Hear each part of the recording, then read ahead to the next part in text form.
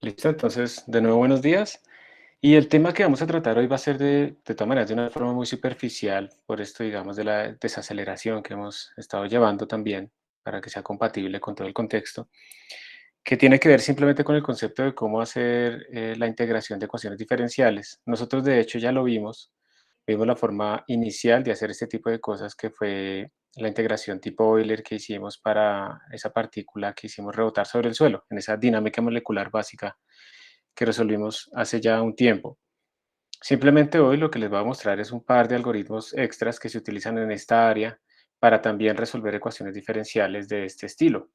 La típica que uno escucha cuando le hablan de solución de ecuaciones diferenciales ordinarias, pues es Runge-Kutta, cuando estamos hablando de problemas de valor inicial. Pero resulta que Runge-Kutta pues tiene ciertas desventajas comparativamente con lo que nosotros vamos a ver, que ya las vamos a tocar. Entonces, vamos a empezar por ahora haciendo como un análisis un poquito general de los posibles problemas que pueden surgir en esta área. Y para eso, entonces voy a activar una cosa, un Jamboard, un Whiteboard, se le ponen un montón de nombres los de Google. Y les voy a pedir a ustedes que entren allá. En este momento yo les permito que editen, ustedes podrían escribir ahí. Les va a aparecer en el chat. En este momento les aparece en el chat un enlace, por favor, toquen ese enlace, vayan a esa página y van a entrar como a una especie de tablero. Yo voy a entrar también allí y como les digo, ustedes también podrían escribir, pero pues la idea es que primero escribo yo y si en algún momento les pido que hagan algo, pues entonces sí lo podrán hacer. Listo. Si alguien tiene algún problema para entrar, por favor tiene que avisar ya mismo, ¿sí? Si no lo puede ver. Y si prefiere, entonces le comparto la pantalla mía en donde está el Jamboard. Entonces, ¿alguno necesita que le comparta la pantalla? ¿Alguno tuvo problemas?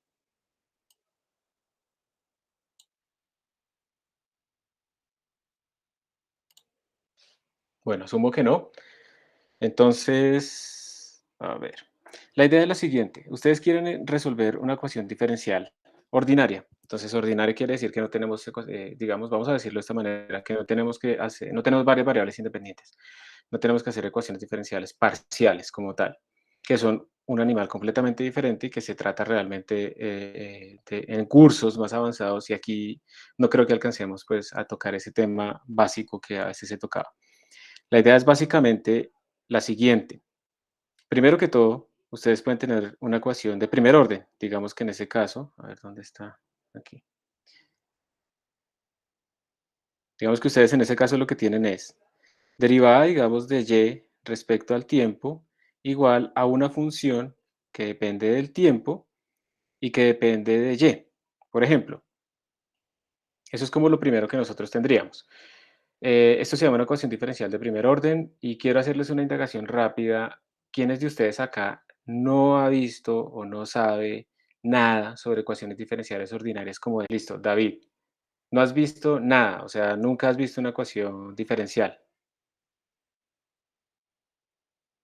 Joshua, listo, listo, perfecto. Entonces, acá lo bueno es que precisamente no vamos a tener que resolverlas analíticamente, pero la idea es que, digamos, es bueno saber cómo qué significan estas cosas. Ustedes normalmente cuando les ponen una ecuación algebraica, les ponen algo como x al cuadrado menos 2x más 1 igual 0. Y pues nuestra solución acá es utilizar la ecuación cuadrática, por ejemplo, para obtener nuestras dos raíces, ¿cierto? Un x0 y un x1. Esas dos raíces son números que pueden ser complejos o pueden ser reales, que resuelven esa ecuación algebraica. Resulta que una ecuación diferencial, la incógnita de una ecuación diferencial no es un x, no es un valor, es una función. Por ejemplo, si yo escribo derivada de y respecto al tiempo es igual a 2 por el tiempo, yo estoy buscando una función y, ¿sí? Una función y que depende del tiempo, de tal manera que cuando yo la derive y la introduzca aquí en esta expresión que escribí, pues se resuelva, o sea, se cumpla esa ecuación diferencial. Entonces observe que yo estoy buscando es una función, esa es mi incógnita. Ustedes yo creo que por inspección, como ustedes saben integrar, podrían resolver este problema. Este es uno de los ejemplos más sencillos porque es separable. Entonces nosotros podríamos tener, digamos, vamos a hacer algo que se puede hacer, que no le gusta a los matemáticos. Voy a dejar el de y a un lado, voy a separar las variables y voy a bajar esto así. Voy a pasar el de t al otro lado. Miren que al lado izquierdo todo depende de y, al lado derecho todo depende del tiempo. Entonces yo puedo integrar. Obviamente la integral de la izquierda está entre y inicial hasta el y final, digamos. La integral de la derecha está entre el tiempo inicial, que corresponde al y inicial, y un tiempo final. Bueno, si quieren, si les molesta que sean iguales, pues le ponen ese prima. Y al hacer la integral, entonces tendríamos y menos y inicial. Y antes de seguir, aquí todos han visto cálculo integral, ¿cierto? O sea, para entender la integral de esto. Alguien, mejor dicho, ¿alguien no ha visto cálculo? Listo, entonces todos entendemos esta parte de la integración. Y la integral de la derecha, en términos de t, pues será simplemente t al cuadrado, evaluado en el tiempo final y el tiempo inicial. Entonces esto nos dice a nosotros varias cosas. Y va a ser igual a tiempo al cuadrado menos t0 al cuadrado más y sub 0. Eso es lo que tenemos nosotros, ¿cierto? Como ustedes pueden observar, pues estas son unas constantes, realmente es un número, te lo vamos a llamar c. Eso es lo que ustedes llamarían como una integral, pues la integral indefinida, t al cuadrado más c. Y esto lo que nos está diciendo es que si yo pongo esta función de y del tiempo acá, se cumple la ecuación diferencial. O sea que esta es la solución de mi ecuación diferencial. Y finalmente lo que queda es saber cuánto es el valor de c. Y para saber cuánto es el valor de c, como esto es una función en el tiempo, uno podría decir, cuando el tiempo vale cero, o sea, la condición inicial, yo voy a decir que digamos y vale 7. Entonces yo lo que hago es reemplazar arriba en mi solución, y esto me daría y inicial, o sea, y en cero, igual a t al cuadrado, que sería cero al cuadrado, más c, y esto tiene que valer 7. Entonces inmediatamente vemos que c vale 7. Y entonces la solución, nuestra solución en este momento, que era genérica porque dependía de cualquier c, se vuelve una solución específica una vez yo dé mi condición inicial. Entonces mi solución para esta condición inicial sería t al cuadrado más 7. Y esta es mi solución específica con esta condición inicial para este problema. Entonces, como les digo, lo que estamos buscando es la solución, o sea, una función que satisfaga nuestra ecuación diferencial. Pero pilas porque aquí yo utilicé algo. Yo utilicé una condición inicial. Miren, yo dije cuánto debería valer y cuando el tiempo vale cero. O sea, si yo grafico y en función del tiempo, yo estoy diciendo que tiene que valer 7, bueno, y como va al cuadrado, pues eso va a ser una cosa así. Pero pues diferentes condiciones iniciales me están dando diferentes parábolas, ¿cierto? Eso es lo que tenemos. Entonces, las diferentes soluciones se diferencian de acuerdo a su condición inicial. Esto es simplemente como para dar la idea de qué es lo que estamos buscando. Eh, ¿Vamos bien? Sobre todo para las personas que no han visto nunca una ecuación diferencial. ¿Se entiende en este momento? ¿Hay alguna? Listo. De todas maneras, siéntanse libres. Para eso está el chat anónimo también, si quieren escribir por ahí. Ah, bueno, ya escribió alguien. Todo bien. Listo, perfecto. Siéntanse libres de preguntar. Entonces, como les digo, hay toda una teoría, obviamente, detrás de esto. Nosotros no vamos a entrar a esa teoría porque pues ese no es el objetivo del curso, pero es importante tener este concepto para que seamos qué estamos resolviendo. ¿Y por qué es importante? Porque es que resulta que muchos de los sistemas que vamos a tratar de estudiar al final en esos proyectos finales o algo así, pues son sistemas dinámicos, son sistemas que evolucionan en el tiempo y esa evolución temporal se escribe en términos de una derivada, de cómo cambian las cosas en el tiempo. Cuando ustedes escriben la segunda ley de Newton, F igual a masa por aceleración, fuerza neta igual a masa por aceleración, esa aceleración es la segunda derivada de la posición o la primera derivada de la velocidad. O sea, ahí están escribiendo realmente una ecuación diferencial. Si yo quiero ver cómo evoluciona algo en el tiempo, pues yo genero, a partir, por ejemplo, de las ecuaciones de Newton, genero esa ecuación diferencial y luego la resuelvo. Algunas se pueden resolver analíticamente, eso es lo que se hace en muchos de los cursos de ecuaciones diferenciales, aprender todas esas técnicas para saber cómo podemos resolver estos sistemas, pero lo que vamos a hacer nosotros acá es ver que hay otras maneras de resolverlos numéricas porque no siempre se puede hacer analítico. O porque, por ejemplo, yo puedo resolverlo analíticamente para un caso especial y luego quiero explorar si yo le metiera otra fuerza, otra interacción que ya no la puedo integrar de forma cerrada. Si yo hiciera eso, pues ¿cuál es la solución? Entonces ahí tengo que utilizar métodos numéricos. Bueno, entonces esta ecuación se le llama de primer orden, la que tenemos acá, porque pues es la máxima derivada que existe es de orden uno. Uno también puede tener ecuaciones de segundo orden, por ejemplo, derivada al cuadrado de y respecto al tiempo, y entonces aquí nuestra derivada va a ser una función del tiempo, puede ser del tiempo, puede ser una función de y como tal, y puede ser una función de la derivada de y respecto al tiempo. O sea que si ustedes dicen que esto es la aceleración, entonces estamos diciendo que la aceleración va a depender del tiempo, por ejemplo, puede depender de la posición actual, que es y puede depender de la velocidad. ¿Listo? Y ejemplos de esto, digamos, una masa unida en resorte. Entonces uno tendría, por ejemplo, que esto sería menos k sobre m por y, donde estamos diciendo que k es como la constante del resorte, m es la masa, yo simplemente pasé a dividir, masa por aceleración, pasé a dividir la masa, y y pues va a ser la posición o la elongación de nuestro resorte. Entonces también aparecen ecuaciones de segundo orden. ¿Por qué? Porque nuestro máximo exponente de la derivada, nuestra máxima derivada, el máximo orden de la derivada es 2. Eso es lo que tenemos. Y resulta que si ustedes introducen variables auxiliares, si ustedes dicen, por ejemplo, pues por definición la velocidad en y es igual a la derivada de y respecto al tiempo, esto que yo tengo acá, una ecuación diferencial de segundo orden, la puedo convertir en dos ecuaciones de primer orden. ¿Cómo así?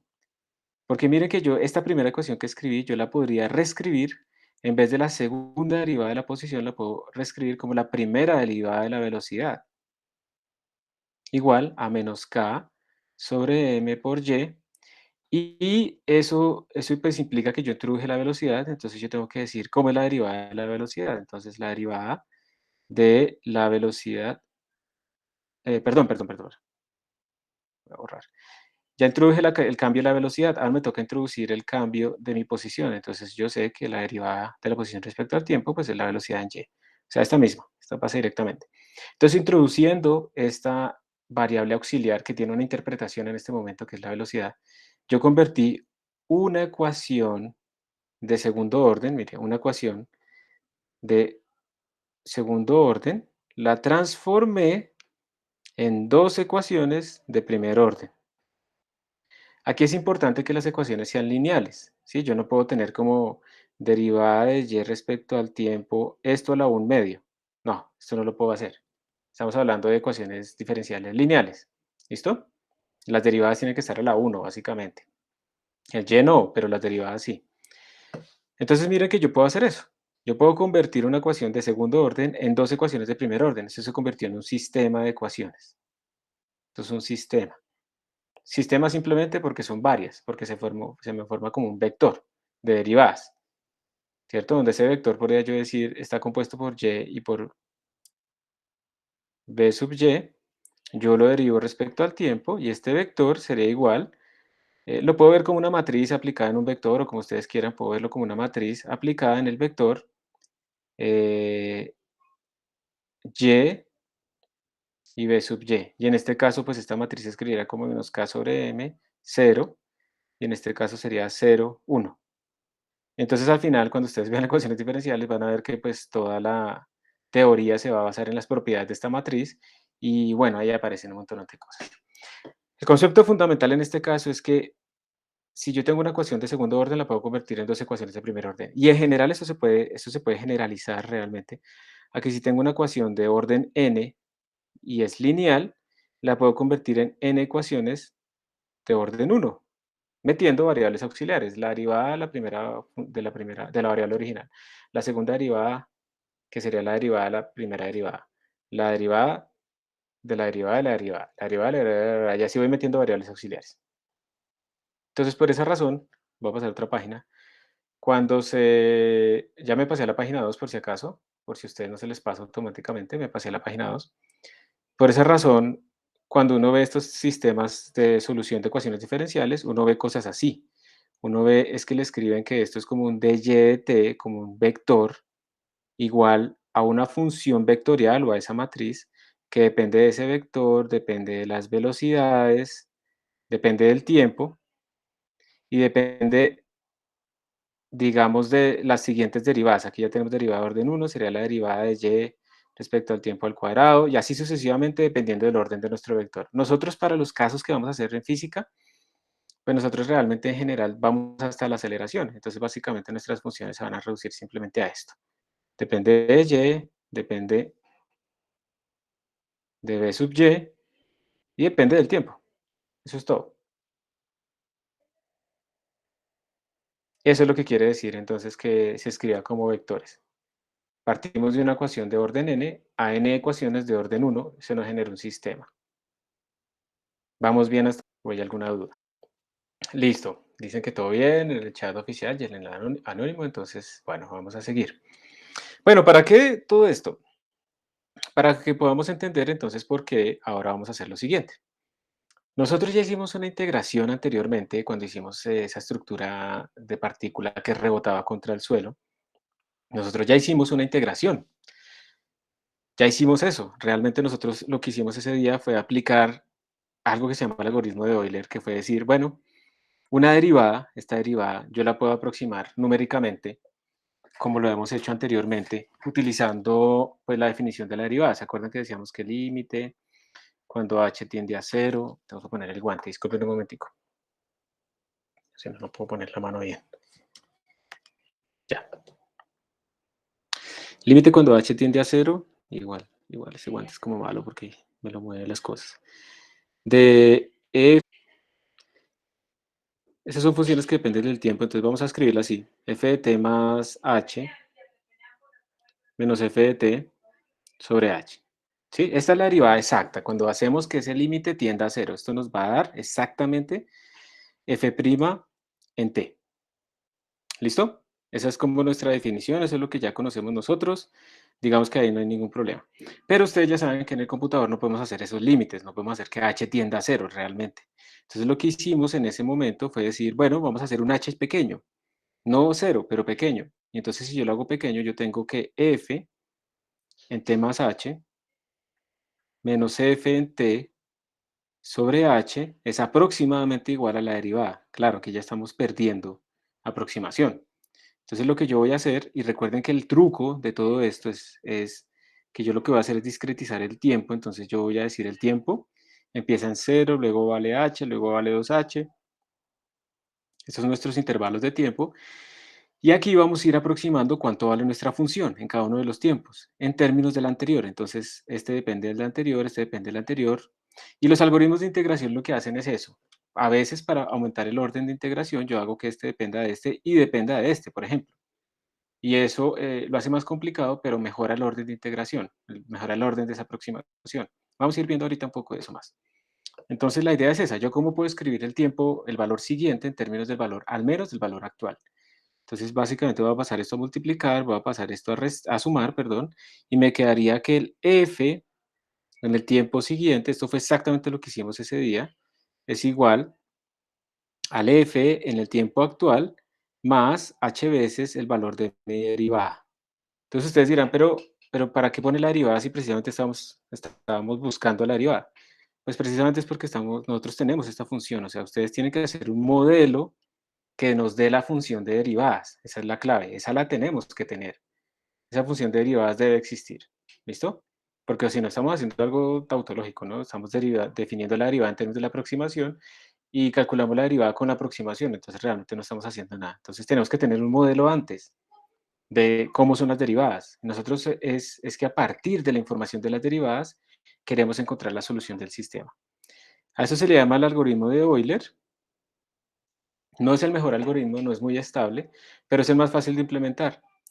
Pero ahora la pregunta es, ¿qué orden de aproximación tiene este algoritmo? ¿Qué tan bueno es? ¿Sí? Eso es importante saberlo y aquí no lo estamos viendo. Hay varias maneras de demostrar esto, de encontrar cuál es el orden del algoritmo. A ver, les voy a mostrar una que es la expansión de Taylor, es la típica. Yo sé que de pronto algunos de ustedes no lo han visto hasta ahora, pero pues les quiero preguntar, ¿quiénes de ustedes no han visto todavía expansiones de Taylor o algo así? No es que se necesite, o sea, yo les voy a contar y lo tienen que aceptar y después lo van a entender cuando lo vean, pero pues quiero saber más o menos quiénes no saben qué es eso. Nunca han expandido en un polinomio una función. ¿Hay alguien que no? Que puede levantar la mano, puede decirlo en el chat anónimo, puede en el chat oficial, como quieran. Alguien que no sepa, no haya visto nunca una expansión de Taylor, una expansión polinomial de una función.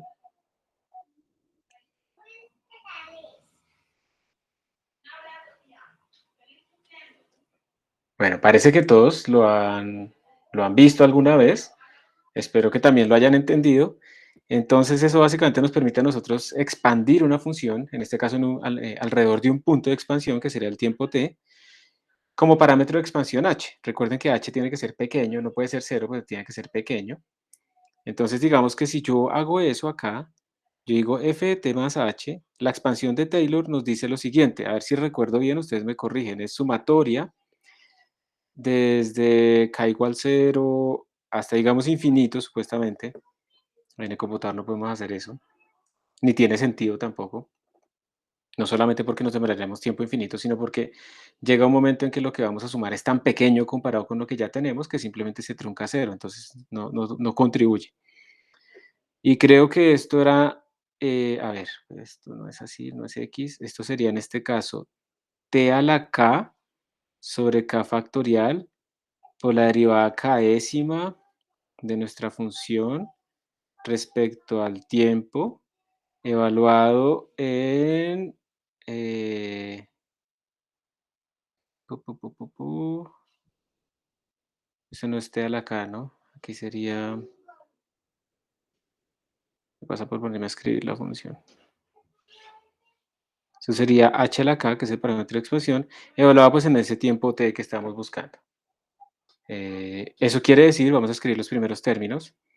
Cuando k vale cero, el primer término pues es simplemente la derivada cero, o sea, no derivamos en nuestra función evaluada en t por h a la cero, pues es 1, perdón, más el siguiente sería la primera derivada, digamos f' de t, por h a la 1, miren, es exactamente esto, por h a la 1 sobre 1 factorial, que es 1, más h al cuadrado por la segunda derivada de t, esto sobre 2 factorial, que es 2, más h al cubo por f tercera derivada evaluada en t sobre 3 factorial, que sería 6, más h a la 4, y creo que ya no voy a seguir más hacia allá, h a la 4 por f cuarta de t sobre 4 factorial y así sucesivamente.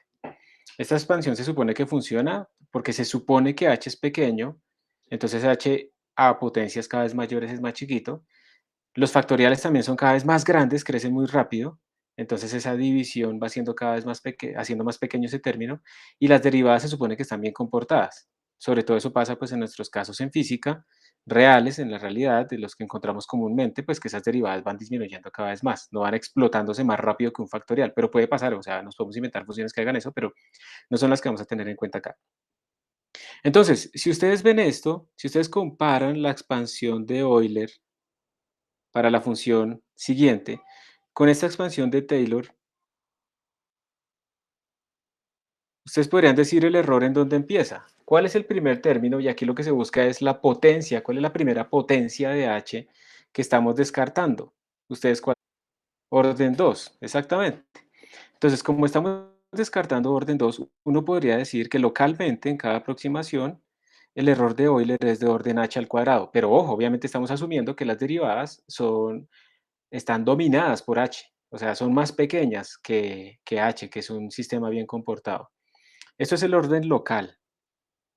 Y si los errores no son coherentes y cosas así, cuando yo haga n pasos de estos, el error global va a tender a ser de orden h, ¿sí? Porque si yo tengo aquí un error para pasar de acá a acá, yo tengo un error de orden h, y luego para pasar de acá de orden h, pues esos errores se van acumulando, ¿cierto? Y eso quiere decir que cuando yo termine de hacer toda mi integración, pues yo tengo un error acumulado que más o menos va a ser proporcional no a h al cuadrado, sino a h a la 1. Eso es como la idea. Entonces, así es que uno estima los errores de las aproximaciones en los algoritmos de integración, comparando esas expansiones. ¿Preguntas hasta este momento? ¿Dudas, comentarios? Bueno, parece que no hay dudas ni comentarios. Entonces, con esto sabemos pues que nuestro Euler es de orden orden h, global, orden h cuadrado local.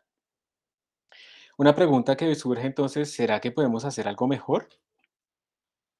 ¿Qué ventajas tiene Euler? Euler es fácil de implementar.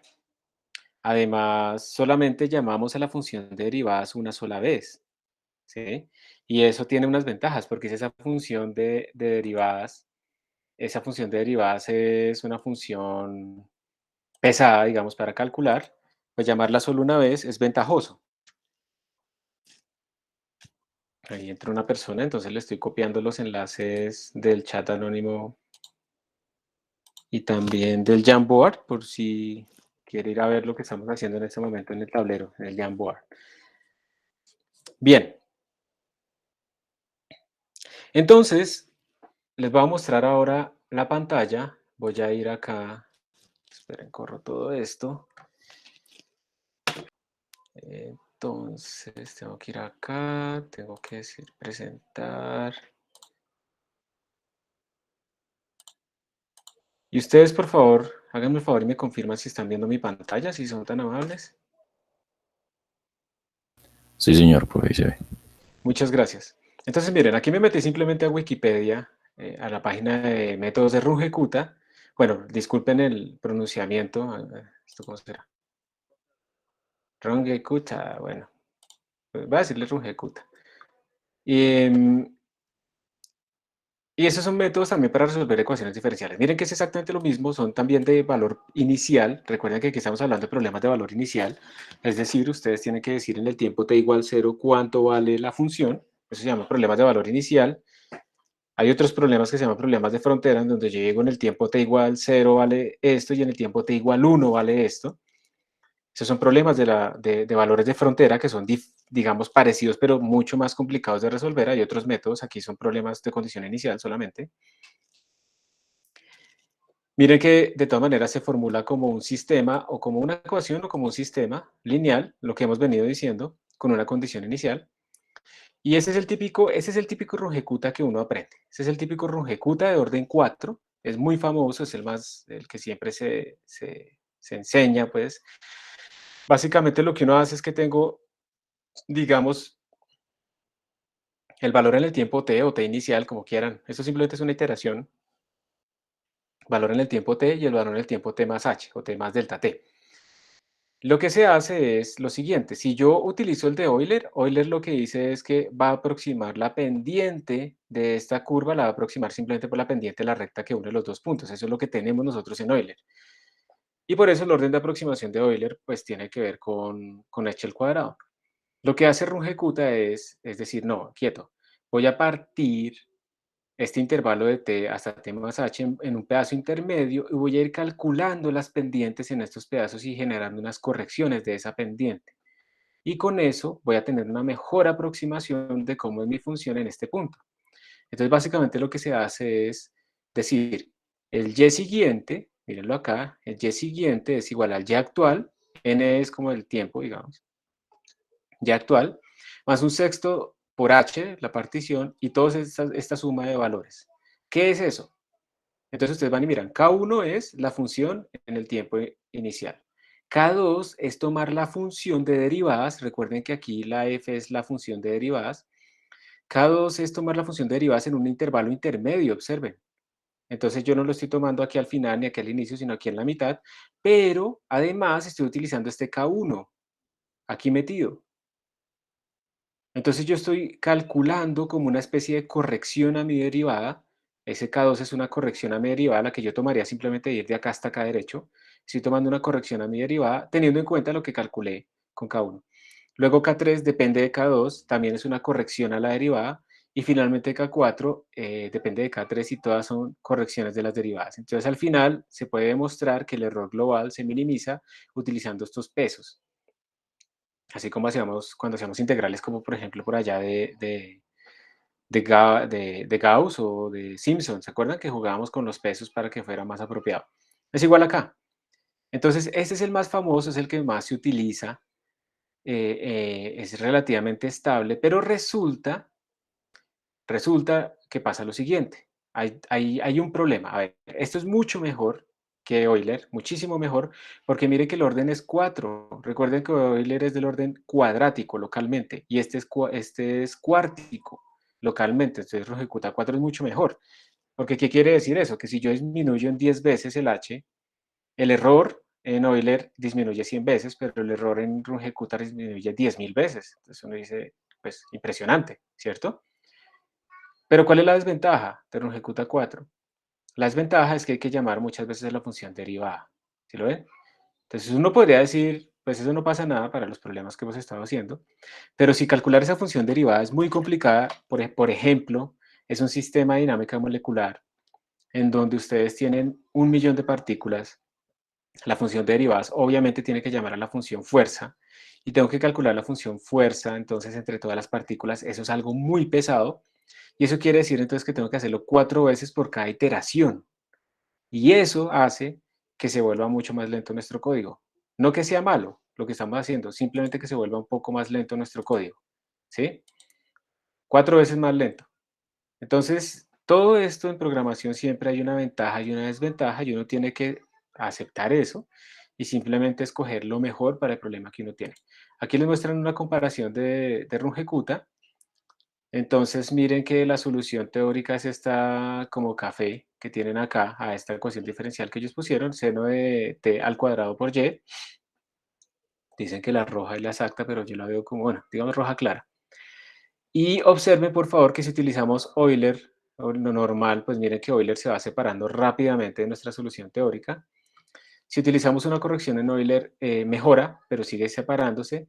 Y si utilizamos, por ejemplo, ya E1, bueno, Runge-Kutta, este tipo de algoritmos más avanzados, miren que se pegan mucho más. Runge-Kutta está bastante cerca a nuestra solución. Inevitablemente se va a separar, pero está mucho más cerca. También quiero recalcarles de pronto a ustedes que observen que esto hace que un pequeño error que yo tenga en la condición inicial va a hacer que al final yo no pueda predecir exactamente eh, nuestro valor. Y eso va a tener varias causas. Así el sistema no sea caótico, eso va a pasar por la naturaleza numérica de la solución.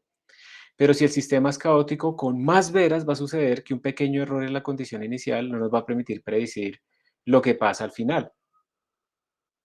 Entonces, a veces, digamos que hay una pequeña confusión. Alguna vez tuve una discusión con un filósofo que decía, no, pero si el sistema no es caótico, pues yo lo resuelvo y llego a la solución. Y yo le digo, pues sí, pero si usted tiene que la condición inicial es pi, usted no puede representar pi en el computador exactamente, no lo puede escribir completamente con el infinito número de cifras decimales que se necesitan. Y ese pequeño error, tarde o temprano se va a manifestar en que la solución numérica no es la ecuación, la solución que usted está esperando teóricamente. O sea, no hay que pensar que esto es exacto. Uno puede minimizar estos errores, incluso en sistemas no caóticos, y aún así esos errores van a estar presentes. Entonces, hay que combinarlo utilizando doubles y utilizando unos buenos algoritmos de integración. Entonces, por esta misma razón es que les estoy contando todo este rollo de algoritmos de integración para que vean pues, que hay mejores maneras de hacer la integración, que no quiere decir que lo que hicimos está mal todo. No, lo que ustedes tienen que hacer para saber si les está dando relativamente bien es que hacen su simulación con un delta t, la hacen con un delta t más pequeño y si el cambio no es muy grande, pues ustedes dicen ya encontré el delta t apropiado. Pero ustedes siempre deben comparar al menos 2 delta t's, ¿sí? Para saber si las cosas les están dando bien o no. Hay otro montón de formulaciones de los métodos de Runge-Kutta, mayor orden, pero mayores órdenes implican mayores evaluaciones de la función de derivadas, incluso menor orden, ¿sí? Hay muchas. Ustedes pueden pues, leer acá en la página de Wiki todo eso. Hay una pregunta importante en estos métodos de solución y es la estabilidad. O sea, si yo le meto una pequeña perturbación a mi solución numérica sigue siendo estable y sigue estando alrededor. Todo eso es importante, digamos, tenerlo en cuenta cuando uno está implementando estas cosas. Pero al final, llega un momento en el que uno debe escoger si uno implementa la solución o se utiliza una librería que resuelva esto y que tenga implementados todos los métodos, porque es que las ecuaciones diferenciales tienen un montón de comportamientos diferentes. Por ejemplo, hay ecuaciones diferenciales que ustedes saben que son como impulsivas. Más bien, ustedes no saben todos porque ya sé que no todos vieron eso, pero por ejemplo, en la realidad, si ustedes le pegan con un martillo a una pelota, eso se puede ver casi como una fuerza impulsiva. Una fuerza impulsiva es básicamente que es una fuerza casi infinita en un intervalo de tiempo casi nulo. Entonces yo puedo calcular el impulso de eso, que es casi una función delta de Dirac, pero su integral es finita, aunque la función sea infinita, pero de ancho cero. Entonces yo puedo calcular el impulso, o sea, el cambio de momentum en mi sistema, pero pues estos métodos que yo tengo acá asumen que las derivadas de esas funciones que estamos utilizando nosotros pues son bien comportadas y en un sistema impulsivo pues eso no va a pasar. Entonces hay métodos de integración de esas ecuaciones y ponerse uno a implementar todo eso a mano pues no tiene sentido, para eso es mejor utilizar librerías Yo les voy a mostrar más adelante después una librería que pueden usar para eso en C++. Python también tiene, obviamente, o sea, todos los lenguajes de programación que se utilizan para estas cosas, pues tienen que tener algún tipo de librería. Nosotros implementamos estos métodos, es como una práctica de programación y como una introducción a estos métodos numéricos, pero ya en la parte seria, ya en una tesis o algo así, pues uno no se va a poner a implementar ese método a menos que uno se lo haya inventado y quiera probar que da igual que los otros. Ese es como el punto. Entonces, este es el de Run Ejecuta, pero por eso mismo les estoy contando que no necesariamente lo vamos a implementar, simplemente quería mostrarles cómo es. Y vamos a volver entonces, por favor, al Jamboard, porque ahora quiero mostrarles otras cosas. Entonces, para la persona que entró ahorita al final, ahí les puse en el chat oficial el link del Jamboard, por favor, para que entres allá, que es como un tablero. Voy a dejar de compartir aquí la pantalla. Ah, bueno, no, voy a dejar el Jamboard aquí también disponible para que quede grabado lo que estamos diciendo, más bien. Estamos en esta página. Entonces, recordemos entonces que básicamente lo que estamos diciendo es, yo tengo una ecuación diferencial de primer orden, ya sabemos que todas las ecuaciones lineales de orden n se pueden transformar en n ecuaciones de orden 1, entonces por esa razón pues podemos escribir todo en términos del análisis de una ecuación de orden 1, y ahí ya queda. Mm, Ahora les quiero mostrar lo siguiente, la pregunta es, ¿será que podemos mejorar de alguna manera Euler sin tener que irnos a RunEjecuta a evaluar todas las derivadas muchas veces? Sino que será que a partir de esas expresiones podríamos encontrar algo que nos ayude. Entonces, yo quiero que ustedes, por favor, ustedes mismos cojan un papelito y calculen lo siguiente. ¿Cuánto sería, estaba borrando ahí, cuánto sería lo siguiente? ¿Cuánto sería, y para las personas que están viendo el video después, pues sería lo ideal que pausaran y lo trataran de hacer. ¿Cuánto sería según la expansión esto? Voy a dejarlo así para que quede uno al frente del otro. ¿Cuánto sería f en t menos h? Es algo raro, o sea, yo sé que no nos podemos devolver en el tiempo, no tiene sentido, nosotros queremos es avanzar en el tiempo. Simplemente es una pregunta, en este caso, simplemente de orden numérico. Vamos a ver qué es eso, a ver si podríamos obtener algo útil. Entonces, por favor, ustedes, voy a pausar yo mi sonido un momento para que ustedes hagan esa expansión, ¿cuánto daría? Básicamente es en donde hay h poner menos h, entonces, ¿cuánto nos daría? ¿Listo? Y quiero preguntarles, ¿alguien quiere ayudarme escribiéndolo aquí en el Jamboard? Todos ustedes tienen permiso de edición. ¿Alguien quiere escribirlo aquí directamente o puede escribirlo? Pues, eso se puede con el dedo, pero ¿alguien lo quiere?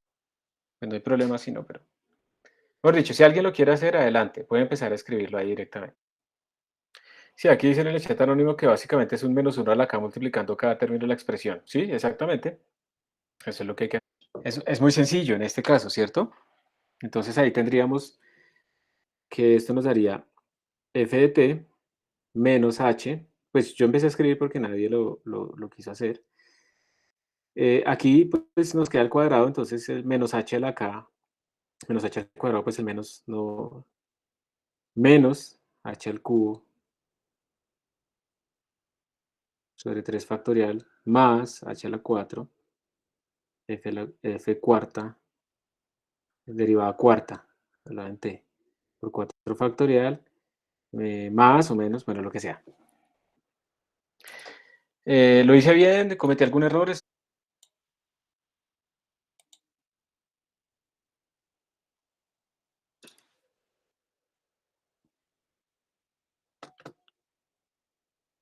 Está bien, listo.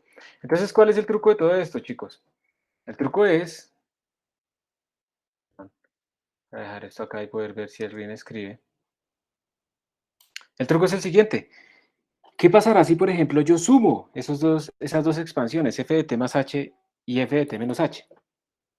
Entonces, f de t más h más f de t menos h. ¿Qué me da? Entonces, básicamente me quedaría dos veces f de t. Se me van los términos impares, las potencias impares de h, ¿cierto? Más h al cuadrado por f2, segunda derivada, en t, el medio se va porque se sumaron, se me va el término impar y me queda más orden de h a la 4.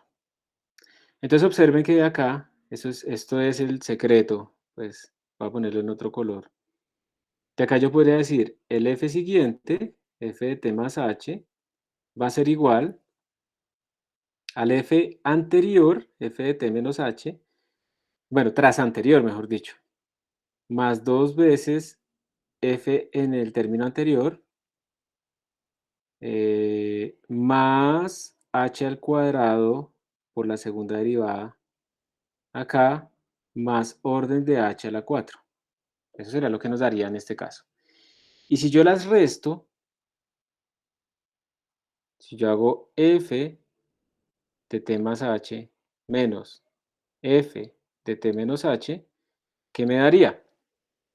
Si yo las resto, se me van las derivadas pares y se me suman las derivadas impares. Esto me daría 2h f' de t, y lo vamos a dejar así. O sea, no nos vamos a concentrar en derivadas triples, entonces más orden de h al cubo. Entonces de acá yo podría despejar lo siguiente. Yo podría decir que la derivada numérica, f de t, ya les voy a decir por qué la pongo así, esto es con flechas, ¿no? Es igual a f de t más h menos f de t menos h, todo sobre 2h. Y como todo lo dividí por h, el orden se me queda como orden de h al cuadrado. ¿Listo? Por favor, mírenlo, compárenlo con lo de ustedes y me dicen si lo hice bien o no lo hice hace 3 minutos. ¿Está bien? ¿O me equivoco? Bueno, supongo que está bien. Entonces, esto es súper útil porque observen, por favor, y voy a ver si le puedo hacer zoom, sí. Esto es importante porque si ustedes observan eso que obtuvimos allá al final, eso nos está diciendo, digamos, si f fuera la posición, eso lo que nos está diciendo es que la posición siguiente, si f es la posición, ¿qué pasó con el orden de la derivada? Ah, listo, eso es una pregunta. Imagino que te refieres en la segunda parte, ¿cierto? 521, 514. Imagino que te refieres que qué pasó con el orden. Resulta que acá yo tenía h al cubo, pero mira que yo estoy despejando esta, f', entonces tengo que dividir todo por 2h. Y cuando divido h al cubo por 2h, entonces me queda un orden de h. Listo, listo. Bien, gracias. Entonces esto, a ver, voy a pasarme a la siguiente página. Si digamos f fuera la posición, por ejemplo, la que estamos expandiendo, entonces lo que estamos diciendo es, ya lo voy a pasar, lo quiero que quede grabado, la estoy viendo, entonces yo lo que estoy diciendo es la posición en t más h va a ser igual a la posición en t menos h más 2 veces la posición en el tiempo actual más h al cuadrado por la aceleración, que esa es la segunda derivada, en el tiempo t. Y esto es de orden h a la 4. Y la segunda ecuación me está diciendo la velocidad en el tiempo t más h es igual a la velocidad, perdón, a la posición en el tiempo t más h menos la posición en el tiempo t menos h sobre 2 veces h más, y esto es de orden h al cuadrado. Listo, voy a pasar aquí a la tercera página, que fue donde reescribí todo esto. Entonces miren lo que tenemos.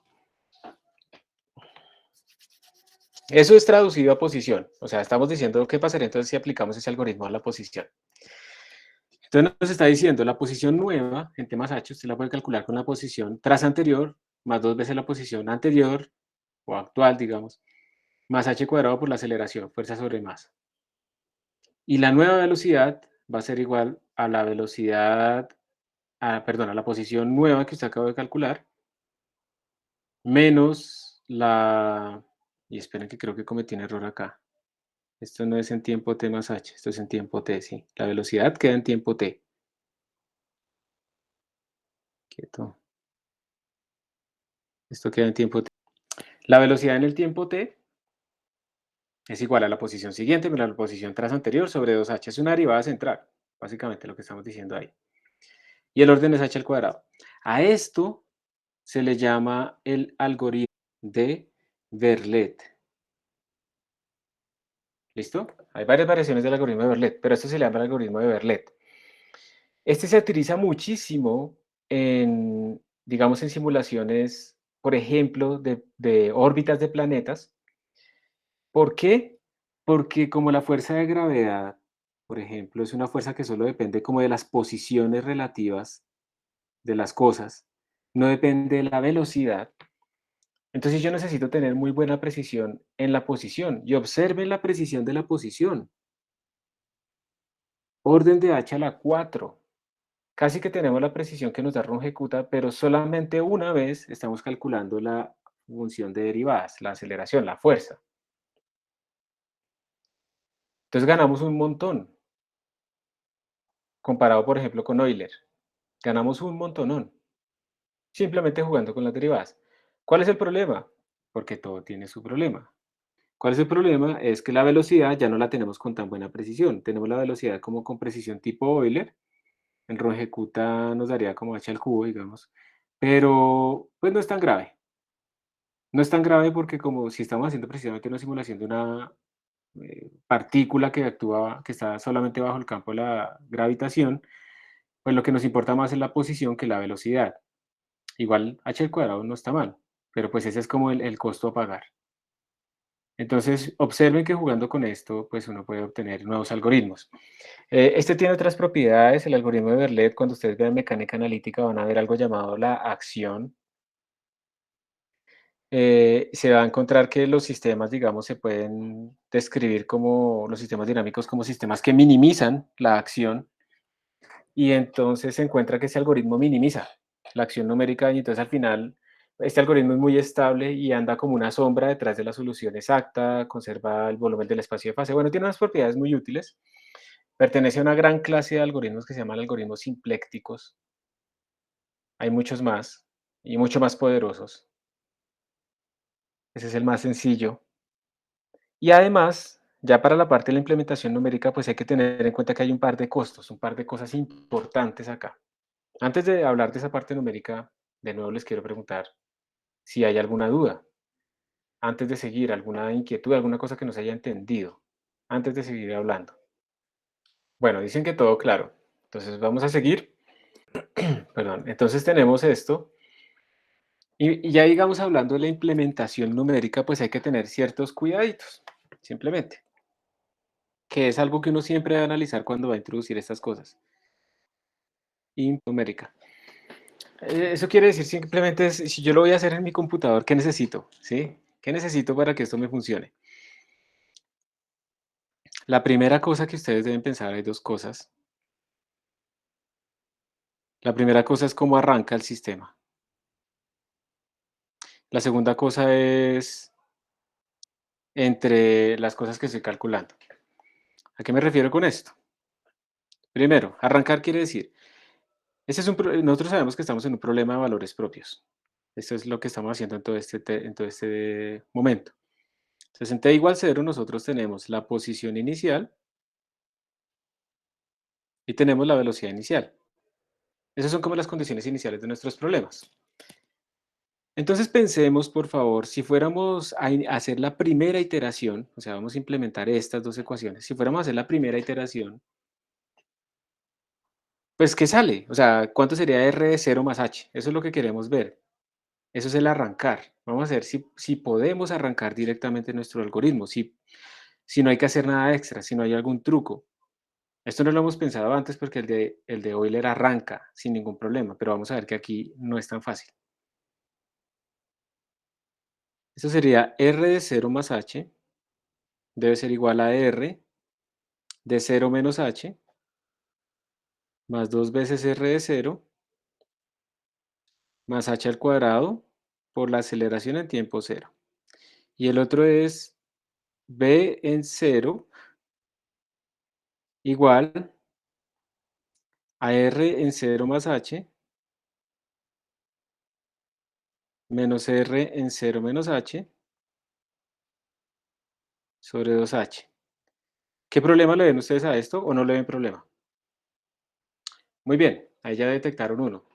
El problema sería el 0 menos h. Yo no tengo eso. Miren lo que yo tengo. Yo tengo yo tengo realmente es R de cero, yo no tengo cero menos h, entonces aquí hay un problema.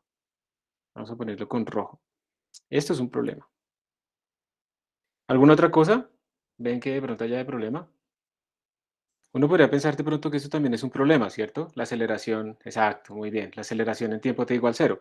Pero bueno, realmente no es tan problema porque si yo tengo esto y tengo esto, yo puedo calcular la aceleración, o sea, puedo calcular la fuerza en el tiempo t igual cero, y con las condiciones iniciales se supone que tengo una fuerza que depende de la posición o de la velocidad inicial, de la velocidad, entonces pues yo tendría como una fuerza en tiempo cero que implica que tengo una aceleración en tiempo cero. Entonces, en principio, con mis condiciones iniciales, yo podría resolverlo. O sea, esto lo que nos está diciendo es, no se quede solo con esto, usted tiene también que calcular la fuerza al inicio para que pueda tener aceleración inicial. Entonces, digamos que este se resuelve. Pero hay un problema fundamental en ese cero menos h. Entonces, como eso no lo tenemos, uno tiene que calcularlo de alguna forma. ¿Listo? Y entonces, ¿cómo se podrá calcular? Pues volvemos a utilizar una expansión de Taylor ahí. Y diríamos, por ejemplo, que r de cero menos h se podría escribir como r de cero. Vamos a utilizar la expansión hacia atrás que habíamos tenido por acá, mire, esta,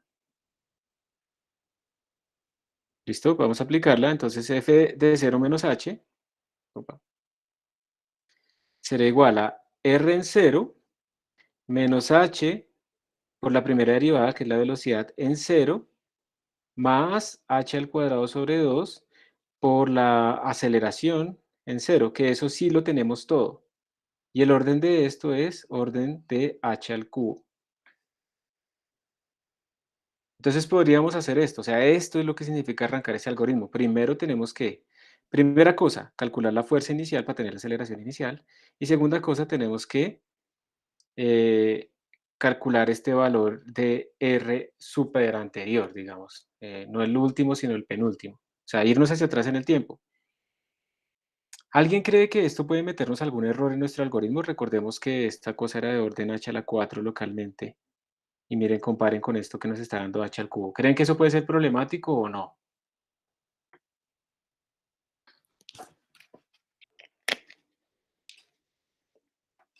Depende, sí. Esa realmente muchas veces es la respuesta. Uno podría pensar, venga, si yo tengo una cosa de orden h a la 4 y le meto algo de orden h al cubo, pues me estoy tirando el orden, ¿cierto? Porque pues le puse un error más grande de lo que es. Pero resulta que esto es local y cuando yo haga n pasos, y normalmente n por h es igual al tiempo total que yo simulo, entonces hay una relación, digamos, de proporcionalidad entre n y h, inversamente proporcionales más bien. Entonces, cuando yo hago n pasos, pues el error global de esto es del orden h al cubo, ¿sí?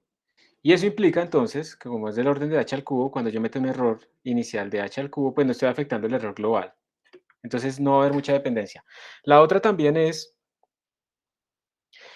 a menos que yo esté simulando una nave espacial y por eso yo necesito, digamos, una posición exacta y necesito también una trayectoria casi exacta, más bien la mejor posible, o necesito calcular los puntos lagrangianos o algo que realmente tiene una posición definida, pues recordemos que en estas cosas numéricas uno no va a tener precisión exacta infinita nunca.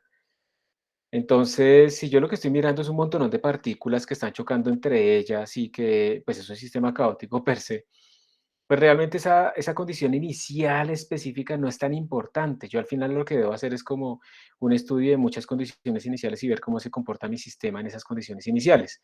Entonces, no hay, entonces, como decía 521, 514, realmente depende, ¿sí? Realmente depende y entonces va, va, va, va, va a ser pues precisamente dependiente del problema que estemos resolviendo. Entonces, al final la conclusión es que esto no lo afecta y esto sería lo primero que hay que tener en cuenta en esta implementación numérica, que yo para calcular la nueva posición necesito no solamente la posición actual, sino que tengo que estar guardando también la posición anterior a la actual, pero esa posición anterior a la actual la tengo que inicializar al principio de mi simulación, de alguna forma. Esa es como la primera idea. ¿Alguna pregunta hasta acá? Yo en este momento no puedo ver el chat oficial. Bueno, ahí no dice. No, parece que no. Entonces, vamos a ir al segundo punto. El segundo punto es dependencias. Dependencias básicamente en qué orden debo calcular las cosas. Voy a decir que esta es la ecuación A y esta es la ecuación B. ¿Ustedes cómo creen que se debe calcular todo? ¿Primero A y luego B? ¿O primero B y luego A? ¿Qué dicen?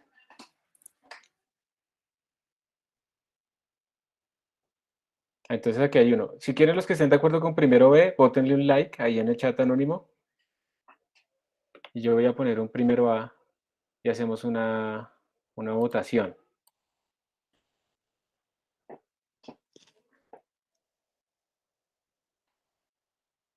Y los que quieran que primero A, pues voten por esa otra opción.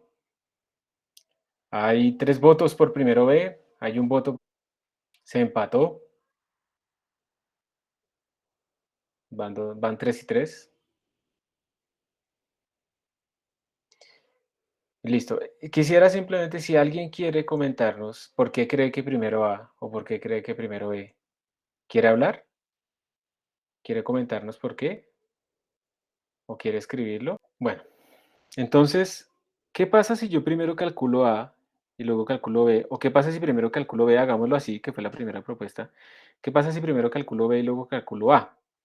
Si yo primero calculo B, observen que B, o sea, lo que tenemos que ver precisamente es la dependencia. B a quién necesita. Observen que B necesita a R de T más H. Si yo primero voy a calcular B, yo necesito tener R de T más H, pero como estoy primero haciendo B, todavía no lo he hecho. O sea, para calcular R de T más H yo necesito a A. ¿Sí lo ven? Aquí se tiene que ir metido. Entonces, para calcular la velocidad, la ecuación B, para calcular la velocidad, yo necesito primero haber calculado la siguiente posición. Entonces yo no puedo primero calcular B porque no tengo la información suficiente. Entonces esta no la puedo hacer. Es esa razón. Entonces yo primero, así como está escrito acá, primero calculo esto y teniendo esas nuevas posiciones, yo sí puedo calcular la velocidad. Entonces en este caso yo tengo que ir primero con A y luego con B. ¿Queda claro entonces por qué en este caso sería así? Entonces ya en la implementación numérica lo que yo haría sería, digamos que, a ver, ustedes tendrían que tener ya en su estructura lo siguiente. Tendrían que tener un R, que es como el R actual, tendrían que tener un R-old, por ejemplo, un R-old que sería el que guarda a este T-H, se lo vamos a llamar R-old. Y ya en la implementación lo que haríamos sería primero calcular la ecuación A. Luego con esto, ecuación A, calculamos la ecuación B para calcular nuestra nueva aceleración. Entonces la ecuación A nos da R de T más H en términos de este R actual y este R all. Entonces R de T más H se le guarda a R. Luego con esto calculamos B. Entonces esto nos da B en tiempo T. Y bueno, ese detalle no lo habíamos visto, pero observen que la velocidad y la posición también están desfasadas, ¿no? Hay una que está más adelante que la otra. Eso puede o no puede ser importante dependiendo del problema. Y luego lo que tenemos que hacer es actualizar quién es R-old, porque ese de T-H, ese R-old, debería ser ahora el R que teníamos actualmente nosotros. ¿Sí? Tenemos que irlo corriendo. Entonces, básicamente, a ver si hacemos una línea de tiempo.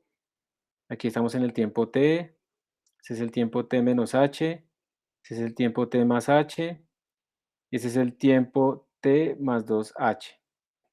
Para calcular el tiempo T más H, yo necesito esto y necesito esto. Pero una vez calculado, cuando yo voy a pasar al siguiente tiempo, voy a ponerle otro color, cuando voy a hacer el tiempo T más 2H, miren que el anterior al T más 2H pues es este y el tras anterior es este. Entonces yo tengo que mover el R-all a este punto, pues para que vaya avanzando conmigo.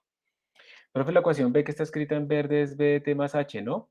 O sea, en la sección donde escribió lo de arrancar. Ese es otro punto, no lo habíamos dicho. Pero es que esto es como está formulado. Miremos en el caso anterior. Miren que cuando yo resté las dos cosas y despejé, miren que me quedó la velocidad en el tiempo t. O sea que en el arranque, que es lo que estamos diciendo acá, ¿yo necesito realmente hacer esto? ¿Yo necesito volver a calcular la velocidad en el tiempo cero? Pues no, porque es que esa ya la tengo. Entonces esto no lo tengo que hacer en el arranque, no es necesario. Lo puedo hacer, porque finalmente, pues R de 0 menos H utilizó a B de 0, pero sería como volver a calcular lo mismo a partir de lo mismo, entonces no se necesita. Entonces en el arranque lo único que tú necesitas es crear este R-volt, o sea, mira que finalmente el arranque lo que está haciendo es darle un valor inicial al R-volt para que lo puedas utilizar. ¿Listo? 521, listo, con gusto. Bueno, entonces estos son como los detalles numéricos ya cuando uno va a implementar este tipo de cosas. Bien, ahora bien, en este momento tenemos dos opciones. Una opción es hablar de otro algoritmo muy famoso que se llama el algoritmo de Leapfrog, que es muy parecido a lo que acabamos de hacer nosotros. O la otra es ir a implementar esto, utilizando el mismo problema que teníamos antes nosotros de la partícula rebotando, y simplemente implementar ahora el algoritmo de integración de Verlet. Y digamos, tenemos esas dos opciones. La idea es que implementemos uno de los dos. Yo creo que ustedes en este momento lo que quieren es hacer código. Entonces, ¿qué dicen? ¿Vamos a hacer la implementación de Verlet de una vez?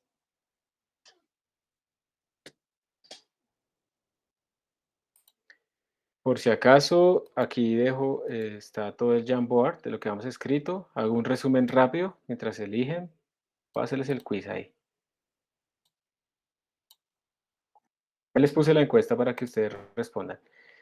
Por si acaso, entonces hago un resumen rápido. Lo que dijimos fue es que queremos resolver ecuaciones diferenciales de valor, ecuaciones diferenciales ordinarias, lineales, con valores iniciales. Entonces, un ejemplo que vimos fue este, que la derivada de y respecto al tiempo era igual a 2t. Entonces, nuestra incógnita aquí son una función, no son variables, sino que son funciones que cumplan esas ecuaciones. Esta la resolvimos analíticamente, finalmente vimos que la solución pues era y igual a t al cuadrado más c, o sea, básicamente si yo derivo esto y lo meto acá, me va a dar exactamente 2t. Y esta c va a depender de la condición inicial. Las soluciones eran parábolas, pero dependiendo del valor inicial, pues van a ser parábolas diferentes. Lo que queremos es resolver ese tipo de ecuaciones. Después vimos que todas las ecuaciones de orden n lo podemos convertir en n ecuaciones de orden 1, por eso toda nuestra discusión se basa en ecuaciones lineales. Y ya teniendo en cuenta que vamos a resolver ecuaciones lineales, hicimos un recorderis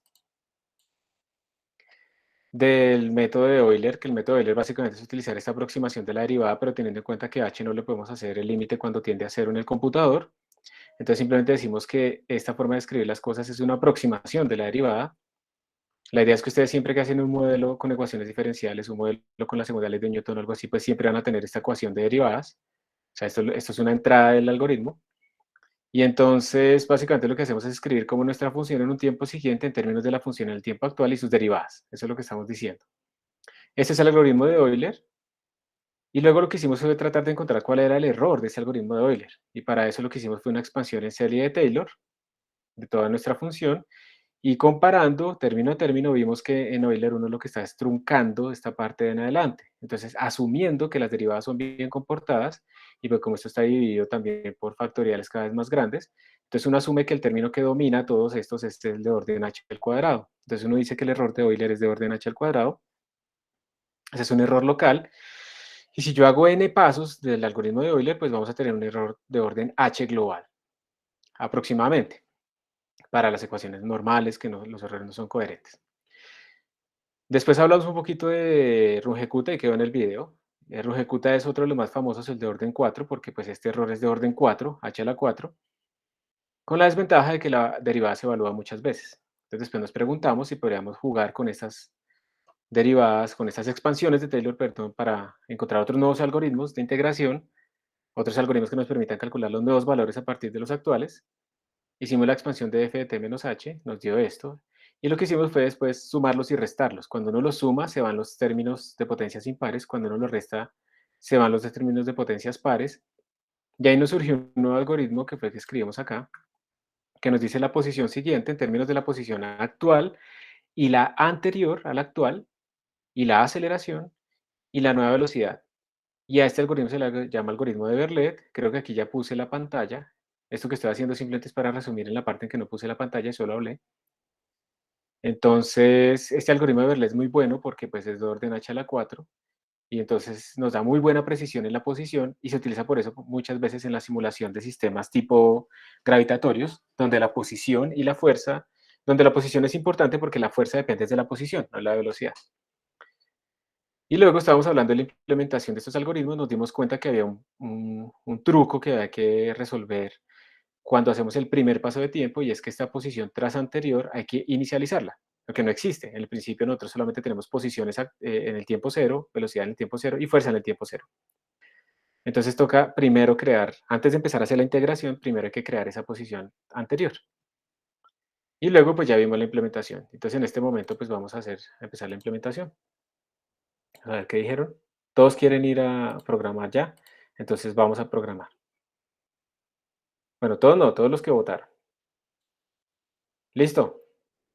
Entonces, para hacer eso, lo que vamos a hacer es coger ese mismo código que teníamos de estructuras y hoy, pues, simplemente por variar, ustedes saben que yo utilizo a veces la máquina virtual, a veces utilizo mi computadora, a veces utilizo la sala. Hoy vamos a utilizar Replit, aunque lo que no me gusta utilizar Replit es que no sé cómo funciona ya el plotting. De pronto pierdo un poquito. Sí. ¿Ustedes, algún utilizador Replit para graficar con GnuPlot o ninguno está utilizando? Bueno, Kevin dice que sí funciona y un anónimo dice que no le ha funcionado. Bueno, yo quería utilizar Replit hoy para ponerlos a uno de ustedes a escribir ahí un código. Vamos a tratar de hacerlo y si no nos funciona, pues rápidamente me paso acá. Entonces, he creado una carpeta para el día de hoy. Lo malo de Replit es que me saca constantemente. Venga, a ver, porque ya estoy acá. Voy a entrar a la carpeta del día de hoy. Por si acaso, ustedes pueden entrar a este Replit en forma, digamos, de solo lectura. Si yo les comparto este link. Entonces déjenme, se los comparto. Por si ustedes quieren entrar ahí directamente y ver lo que yo estoy escribiendo. Y ahorita puedo añadir a uno de ustedes para que me ayude a escribir código. Entonces voy a copiar lo que teníamos, esa clase, la última clase que hicimos nosotros fue el 19, hace casi 10 días. Y esto de las estructuras es de casi hace un mes. 2021, 0430. Y esta Particle Dynamics la vamos a copiar acá. Vamos a llamar Berlet.cpp. Apareció aquí. Este es nuestro código de partícula y miren que no vamos a hacer muchas cosas diferentes. Lo único es, nuestra estructura partícula ahora tiene que tener una variable auxiliar que es y_old, ¿se acuerdan? Porque tenemos que tener no solamente el y actual, sino también el y anterior. Entonces tenemos que tener aquí un y_old, también lo vamos a inicializar en 0.0. Un y_old. Bueno, va a ser activa por defecto. Ayúdenme, por favor. ¿Ustedes dónde creen que yo debería meter la mano qué deberíamos hacer? ¿Dónde deberían ser los cambios? Las fuerzas no van a cambiar, digamos que todo esto va a ser igual. ¿Dónde debería yo meter la mano para implementar Berlet? ¿Mm?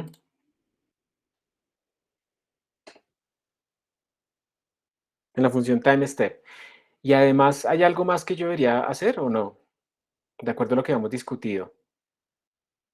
La función TimeStep para implementar esto, ¿cierto? Para implementar Berlet.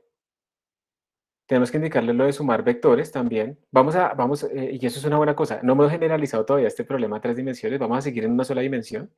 Por ahora, nuestra partícula solo rebota en una dimensión, pero luego tenemos que generalizarlo a 3 dimensiones. Eso es verdad. Falta también lo de una función que arranque, ¿se acuerdan? Que una función que nos diga cuánto vale el revolto. Eso también nos falta tenerlo en cuenta. ¿Listo? Entonces, tendríamos que tener acá una nueva función que se llame time, bueno, start, ¿sí? Que le mandamos las partículas y esas funciones que dependen del time step y que dependen de todo eso, en general deberían recibir el dt. O sea, una cosa es que podríamos como cambiar esta constante global para que la reciban, pero como en este momento quiero hacer los menores cambios posibles, lo vamos a dejar así. Listo. Vamos a copiar esto. Vamos a hacer nuestra función start de una vez. ¿Y qué es lo que hace la función start? Lo que hace la función start es entrar por cada una de las partículas y decirle yold, es la única que hay que inicializar, yold igual a qué? Yold va a ser igual al día actual, se supone que estamos nosotros en ese punto. Espera que me estoy volviendo un rollo acá. Lo voy a poner aquí. Sería lo que escribimos. El y actual, o sea, la body.y menos dt por body.by más dt por dt por la aceleración, que sería body.f en y, es minúscula, sobre, y esto sería body.más, y a esto hay que dividirlo todo también por 2, porque eso es h al cuadrado sobre 2. Les voy a mostrar de dónde salió eso. Miren, al inicio tenemos que arrancar el y old igual al y actual menos h por la velocidad actual más h al cuadrado por la aceleración f sobre m sobre 2. Y ahí fue que salió. Esto es lo que tenemos que hacer por cada una de las partículas. Entonces eso es lo que está haciendo este for. Entonces listo. Aquí voy a poner un comentario ahora. Vamos a decir que esto es Euler. Es el algoritmo de Euler. Y vamos a hacer aquí abajo el algoritmo de Verlet. Obviamente pues vamos a comentar todo lo que tenga que ver con Euler, ¿cierto? Voy a ponerlo comentado, porque pues no vamos a utilizar los dos algoritmos, no tiene sentido. Y voy a copiar esto acá. Está bien indentado, no sé. La indentación aquí en Replit cambia. Listo. Entonces, lo que vamos a hacer es implementar ahora el algoritmo de Verlet. ¿Cómo se implementaría el algoritmo de Verlet? Aquí es donde yo prefiero que ustedes lo piensen un poquito. Chicos, ¿alguien quiere ayudarme a escribir el algoritmo de Verlet acá? Voluntariamente, no quiero como, digamos, escogerlo al azar y ya, sino que quiero saber si alguien quiere ayudarme a escribirlo acá directo o lo escojo completamente. Bueno, lo voy a escoger al azar entonces. Voy a hacer simplemente una ruleta. Vamos a ponerla aquí en este sitio. Y me sale David. David Sáenz Lancheros. David, ¿tú puedes entrar al Replit? Porque pues si no, no tiene problema. Entonces, David, ¿tú tienes usuario de Replit? Porque yo tendría que compartirte el Replit directamente.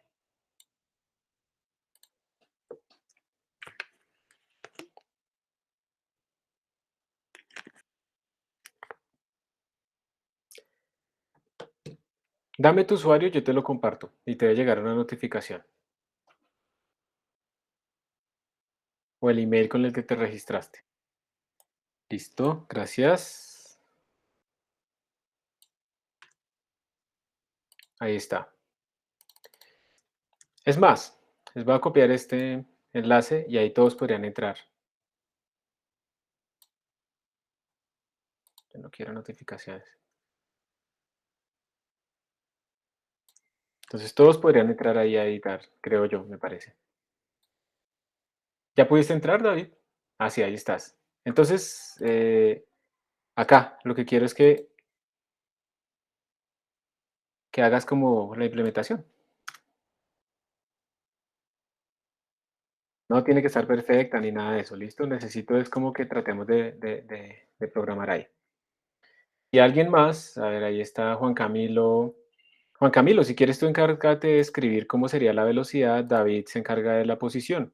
Y luego miramos qué hace falta ajustar. Adelante. Si pueden escribir, confirmen por favor si sí pueden escribir o si les sale algún error. Ah, sí, ahí está. Creo que hay un cursor de alguien ahí. Muy bien, listo, perfecto. Sí pueden escribir. No sé si Juan Camilo puede escribir, creo que sí. Ah, dice Juan Camilo, yo no puedo escribir. Ah, ok, entonces tal vez sí me toca compartírtelo. A ver, ¿cómo es que dice? Juan Camilo K 133. Creo que me toca así directamente. Ah, sí, mira, aquí dice que puedes editar. Tan raro. Voy a, voy a sacarte y a volverte a meter acá. A ver,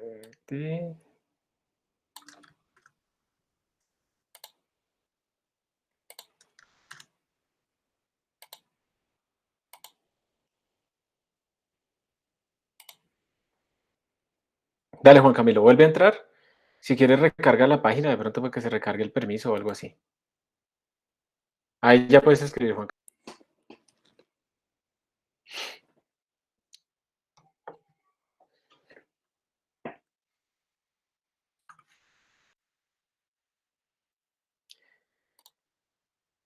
Listo. A ver, vamos a revisar.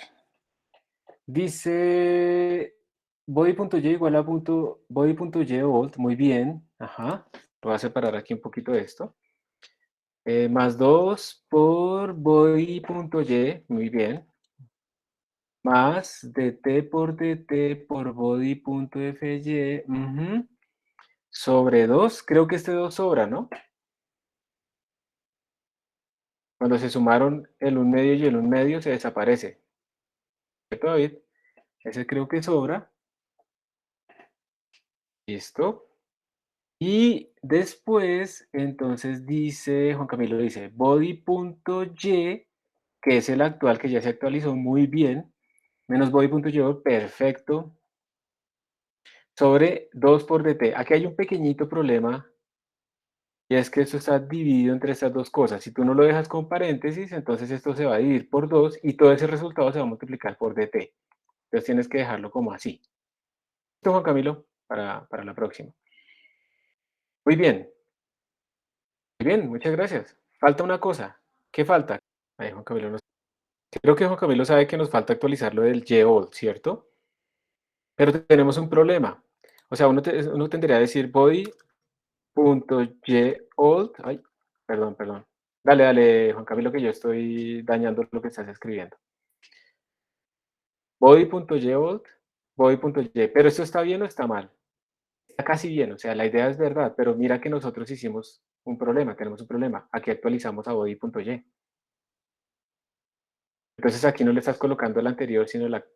Y pues tampoco podemos poner body.yol por aquí arriba porque lo estaremos sobreescribiendo. Aquí hay una cosa y es que tenemos que crear como una variable temporal, simplemente, double tmp, que sería body.y, o sea, él nos va a guardar ese valor, y acá le decimos que eso es igual a tmp. Entonces ya estamos utilizando el y en el tiempo t. Esa sería como una de las formas de resolver ese problema. Y así lo sobreescribamos, ya guardamos su valor y podemos al final actualizarlo. ¿Queda claro, Juan Camilo, por qué lo escribimos así? ¿O alguien tiene alguna duda en general? Listo, Juan Camilo, ¿le quedó claro? ¿Alguna persona tiene alguna pregunta sobre esa implementación? Bueno, parece que no hay preguntas. Entonces, continuamos. Entonces, este código, pues, ¿qué nos falta llamar antes de hacer la integración? A ver, tenemos aquí, miren, masa, y, by. Nos faltaría calcular las fuerzas iniciales, ¿cierto? Para tener la aceleración en el tiempo cero. Entonces, forces points. Con eso tenemos posición, velocidad y fuerzas en el tiempo cero. Y acá entonces tenemos que llamar a nuestra función start para que nos dé un valor para el YOLD. Esto sería en points. Creo que eso es todo. Miremos la función main. La función main entonces declara un arreglo de puntos, le dice que solo va a ser uno por ahora. Le da las condiciones iniciales. En las condiciones iniciales tenemos, pues bueno, primero como condiciones materiales, luego el y inicial, el b inicial, luego le estamos colocando las fuerzas, luego le estamos colocando la fuerza inicial, quiere decir esto, y con eso estamos inicializando YBot. Y luego acá, entonces, bueno, aquí se vuelven a calcular las fuerzas, realmente es como innecesario. La podemos poner acá o la podemos colocar aquí al final, no importa realmente. Digamos que en este caso nos vamos a concentrar tanto en eso. Calculamos el time step, y ya se puede hacer porque ya arrancamos el sistema y vamos imprimiendo. Yo no recuerdo si nosotros aquí logramos colocar, aquí solo pusimos gravitational force, ¿cierto? Entonces, como para que podamos comparar rápidamente lo que sucede en el rebote, vamos a poner una fuerza de rebote. Bouncing with the floor, para que podamos ver la diferencia. Entonces aquí lo que vamos a hacer es, perdón que no soy tan hábil acá. Cada partícula le vamos a decir que va a haber una fuerza que va hacia arriba. Entonces tenemos que hacer lo que hicimos nosotros para calcular si hay una fuerza de interacción con el suelo. Primero, decimos double delta, es como la interpenetración con el suelo, y esa la podemos calcular como el radio, body.rad, si es así. Esto no tiene radio. Menos body.y, eso sería, y esta fuerza solo actúa si esta cosa es positiva. Entonces, sí, ustedes hagan el diagrama si quieren, pero pues si el radio es más grande que mi posición es porque yo estoy entrando en el suelo, básicamente es eso. Si delta es mayor que cero, entonces aquí vamos a poner una fuerza de repulsión que va hacia arriba, que va a ser igual a una constante global que vamos a definir, K, del floor, del suelo, bueno, K, por, ¿sí? Va a haber una fuerza de repulsión como si el suelo fuera un resorte, básicamente lo que estamos diciendo acá. Nos falta ponerle un radio a nuestra partícula también. Es simplemente un punto. Entonces, double rad igual 0.0, se va a salir el valor por defecto. Aquí en las condiciones iniciales, vamos a poner un valor pequeño, puede ser 0.23 metros, pues 23 centímetros más o menos. Bueno, este será nuestro código. Ahí falta, entonces vamos a poner un K. Vamos double K y vamos a ponerle este valor, 237.98, simplemente que no sea múltiplo de nada. ¡Listo! Con esto estaría nuestro sistema, porque estos me están poniendo una raya acá, time step. No le gusta. Time step, time step. No sé qué significa esta cosa en rojo acá. Vamos a ver si esto compila. ¿Qué más? Otra. Es como el problema, ¿no? De Replit, que constantemente lo está como sacando a uno. Luego volverán. ¿Qué más? Particle, Verlet. Vamos a ver si esto compila. Dice que estamos redefiniendo time step. Eso es lo que me está peleando. Aquí tenemos time step, start forces. Y aquí tengo, sí, claro. Este es start. Gracias.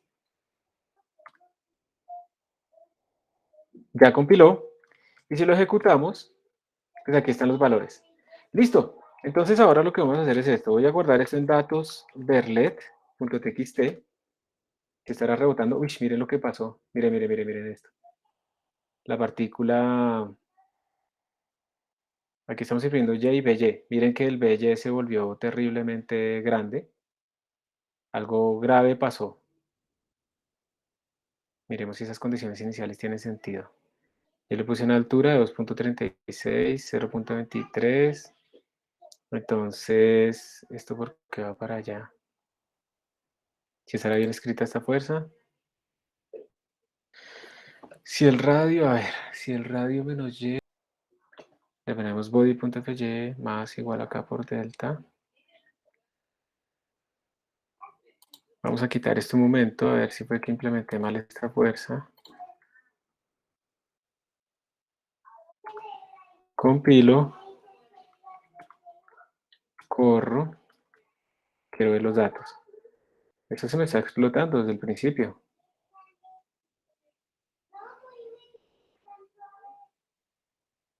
Algo malo estamos haciendo aquí en la integración. Vamos a comentar por un momento a Verlet. Veríamos si nos está funcionando bien Leapfrog.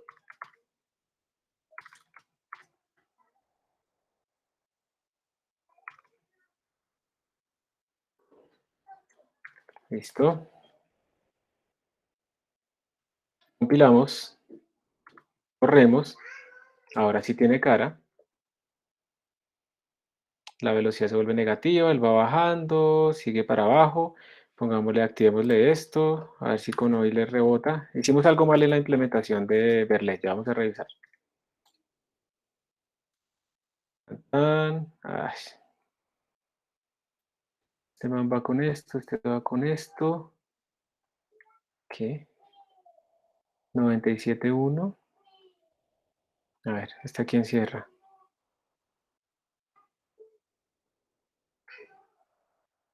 ¿Qué? Tal vez no guardó. A veces se demora en guardar, entonces ese es el problema. Miren que aquí sí parece estar rebotando. Empieza a bajar. Se vuelve cero, se vuelve negativo, pero miren que la velocidad luego se vuelve positivo. ¿Listo? Entonces vamos a decirle que haga más pasos de tiempo. Le vamos a decir que haga, bueno, vamos a ponerle 15 para que haga varios rebotes. Ahí parece que hay varios rebotes. La velocidad cambia varias veces ese signo. Listo. Vamos a ver si con esto es suficiente, pero vamos a volver a revisar qué pasó. Ah, pero aprovechemos para guardar esto en datos Euler. Datos Euler.txt. Y ahora lo vamos a hacer con Verlet. Entonces voy a comentar Euler. Ajá.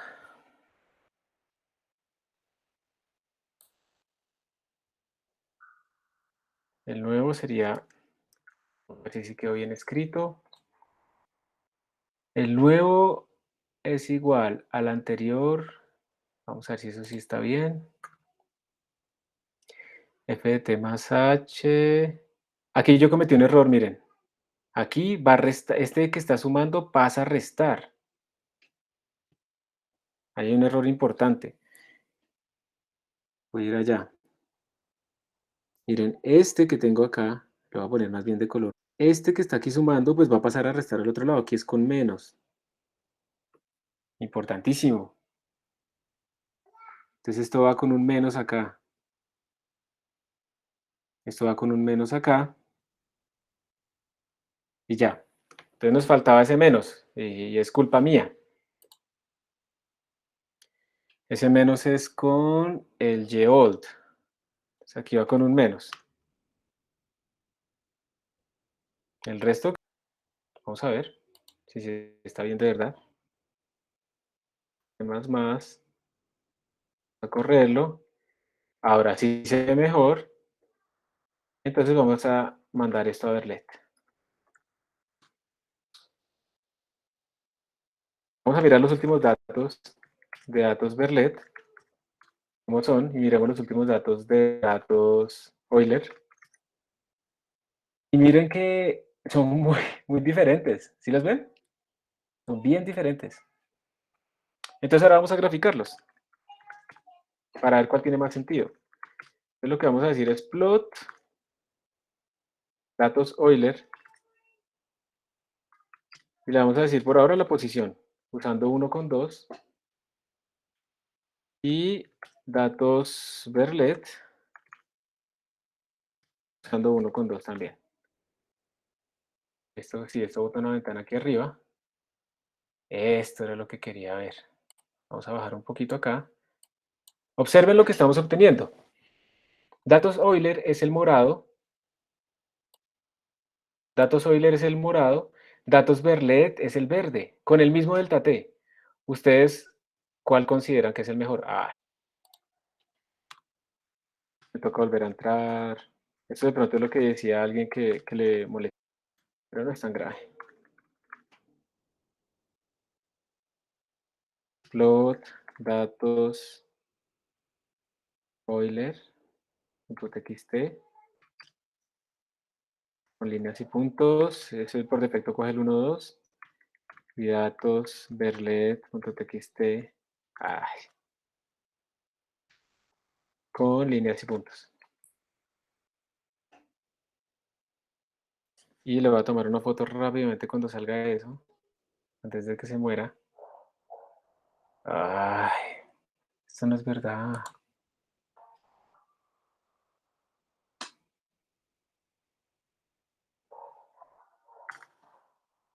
Eso no fue lo que dio.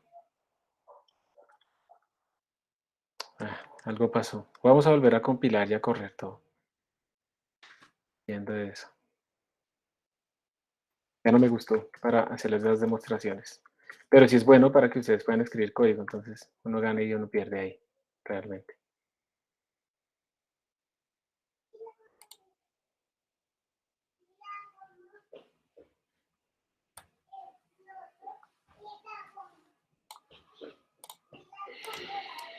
A ver, esto se va para datos, datos perlet.txt. Ahora vamos a poner los de Euler.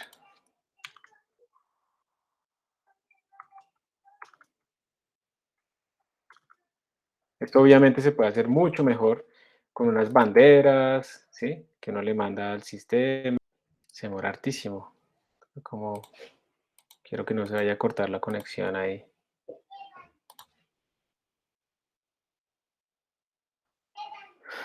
Y aquí cometí el error, ¿no? Están al revés. Vamos a llamarlo datos. Ay, entonces, move datos perlet, datos Euler.txt, move datos.txt, datos perlet.txt. Listo. Vamos a hacer el experimento a ver si nos funciona. Ahí están, datos perlet, datos Euler. Ahí está. Voy a tomarle una foto a eso.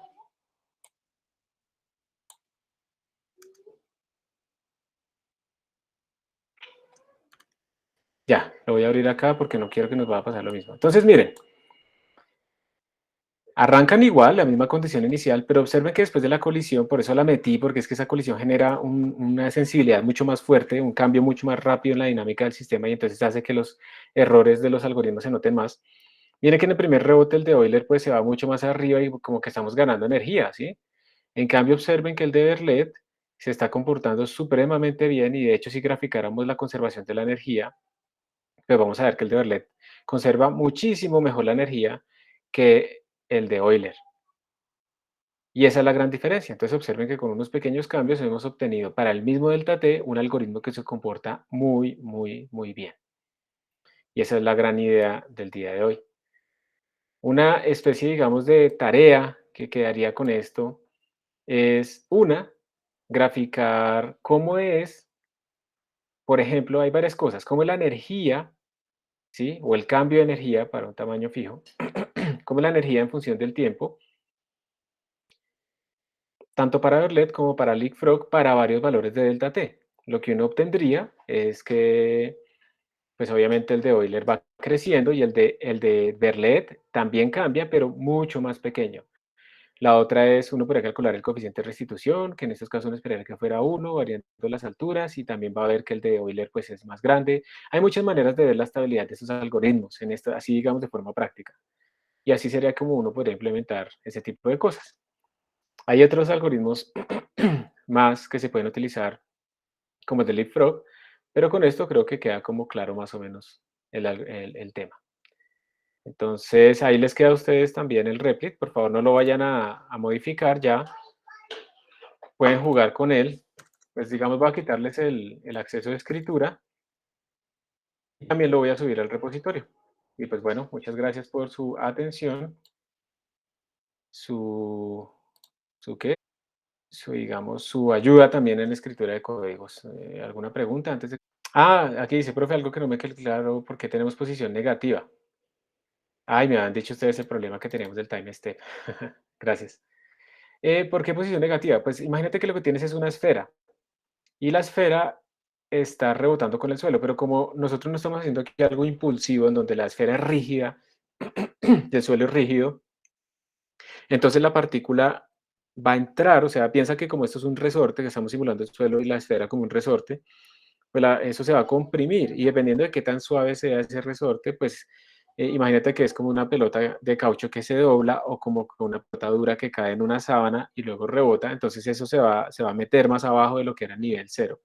Simplemente es por eso. Si tú quieres que entre menos, pues tienes que hacer el K más grande, porque eso hace más rígido el sistema, pero pilas, porque eso implicaría que el delta T tiene que ser más chiquito, porque el tiempo de colisión con el suelo pues va a disminuir. Esa es como la idea fundamental ahí. Entonces, por eso es que el centro de masa se ve que como que puede ser negativo, pues simplemente porque estamos rebotando en una espuma. Entonces, pues podemos entrar y luego rebotar. Es eso.